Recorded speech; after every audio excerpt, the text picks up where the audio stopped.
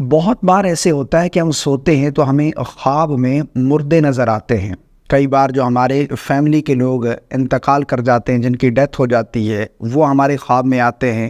کئی بار جو ہمارے دوست رشتہ دار جن کی ڈیتھ ہو جاتی ہے وہ ہمارے خواب میں آتے ہیں، ہمیں خواب میں مردے نظر آتے ہیں۔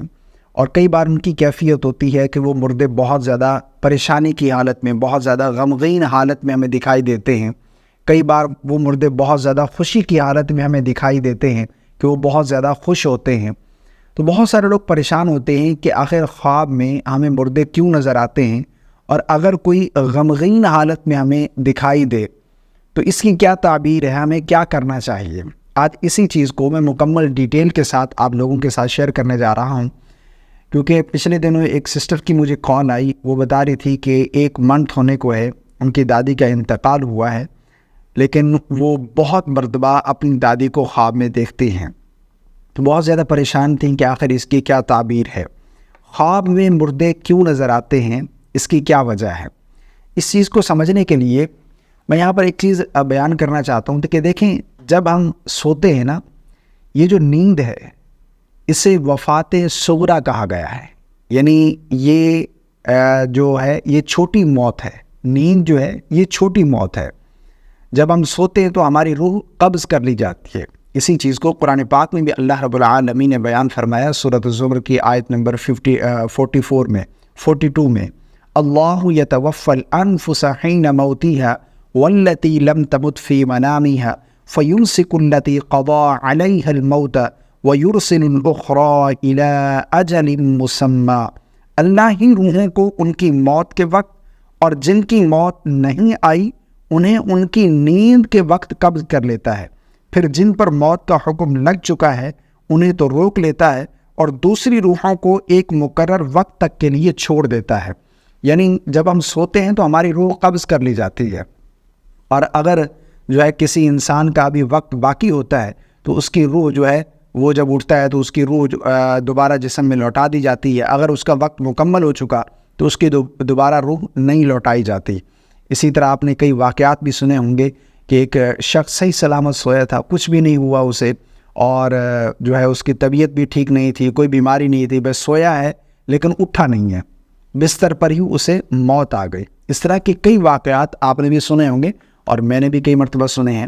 تو جب ہم سوتے ہیں نا، یہ جو نیند ہے یہ وفات صغریٰ ہے، اسے جو ہے وہ چھوٹی موت کہا گیا ہے۔ یہ چھوٹی موت ہے، ٹھیک ہے نا۔ جب ہم سوتے ہیں تو ہماری روح قبض کر لی جاتی ہے اور روح جو ہے پھر سیر کرتی ہے۔ اسی طرح آپ نے دیکھا ہوگا کہ خواب میں آپ سوئے تو یہاں ہیں لیکن روح جو ہے وہ سیر کر رہی ہے، اور جو چیز وہ دیکھ رہی ہے وہ خواب کی شکل میں آپ کو نظر آ رہا ہوتا ہے۔ اسی طرح پھر جو زندہ لوگوں کی روح ہے یہ مردوں سے ملاقات کرتی ہے، ٹھیک ہے نا۔ اب جو وہ ملاقات ہوتی ہے وہ خواب کی شکل میں آپ کو دکھائی دے رہی ہوتی ہے کہ آپ کا فلاں رشتہ دار جو انتقال کر چکا ہے، جس کی ڈیتھ ہو چکی ہے، وہ جو ہے آپ کے خواب میں آیا ہے، وہ آپ کو خواب میں نظر آ رہا ہے سب کچھ۔ تو یہ جو ہے یہ زندہ لوگوں کی روح مردوں سے ملاقات کرتی ہے، ملتی ہے۔ اس حوالے سے بھی بہت سارے واقعات ہمیں ملتے ہیں۔ ایک صحابی تھے جن کی آپس میں یہ کمٹمنٹ ہوئی کہ ہم میں سے جو پہلے اس دنیا سے چلا گیا، جس کی وفات ہو گئی، وہ دوسرے کو خواب میں آ کر وہ تمام معاملات بتائے گا، ان سے آگاہ کرے گا کہ اس کے ساتھ کیا ہوا ہے۔ اور پھر وہ خواب میں آئے اور انہوں نے بتایا، اور وہ ایک ضلع کے بارے میں بتایا، اور بہت سارے ایک لمبا طویل واقعہ ہے۔ تو اس طرح زندوں کی روح جو ہے وہ مردوں سے ملاقات کرتی ہے، ملتی ہے۔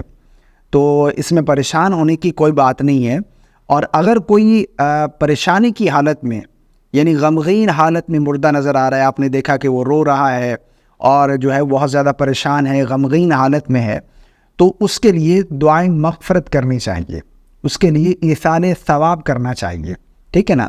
پریشان ہونے کی ضرورت نہیں ہے، اس کے لیے ایصال ثواب کرے، اس کے لیے دعا کرے، وہ دعا کا طلبگار ہے، اسے دعاؤں کی ضرورت ہے۔ اور مردے اگر خواب میں نظر آئیں تو گھبرانے کی بات نہیں ہے، اس کی کوئی غلط تعبیر نہیں ہوتی، ایسا نہیں ہے۔